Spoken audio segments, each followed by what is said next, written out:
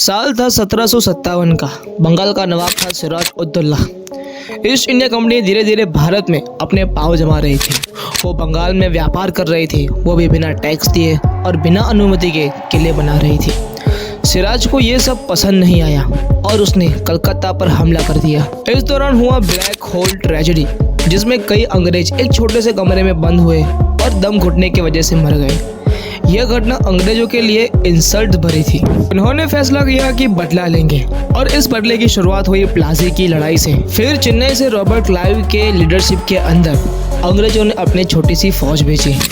मीर जाफर, जिनका पूरा नाम मीर मोहम्मद जफर अली खान था, वो बंगाल का एक अमीर और ताकतवर सेनापति था। सिराज उद दौला ने उसने अपनी फौज का मुख्य सेनापति बना रखा था, लेकिन मीर जफर को सिराज से जलन थी। वो खुद नवाब बनना चाहता था।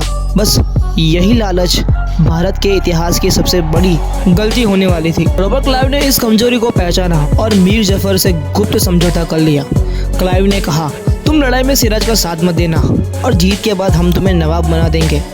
मीर जफर मान गया और उसके साथ कुछ और लोग भी थे जो गद्दारी में शामिल थे। उनमें सबसे पहले आता है यार लुत्फ खान, जो सैनिक कमांडर थे।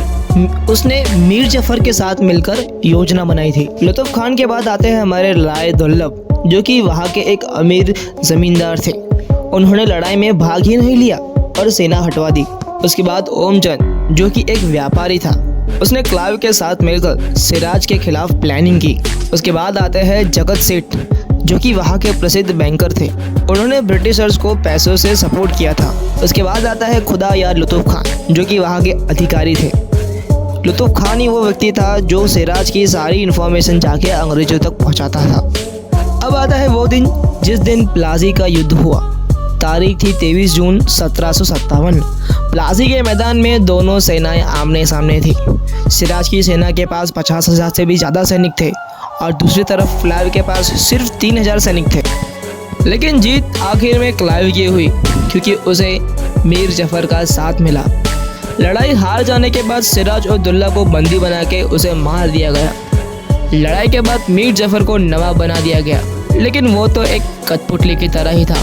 असल ताकत तो ईस्ट इंडिया कंपनी के पास थी। अब अंग्रेज बंगाल के टैक्स, रेवेन्यू और राजनीति सब पर कंट्रोल करने लगे और यही से शुरू हुआ ब्रिटिश इंडिया रूल। दोस्तों, अगर आपको हमारा वीडियो पसंद आया हो तो वीडियो को लाइक, शेयर एंड सब्सक्राइब करना मत भूलिएगा।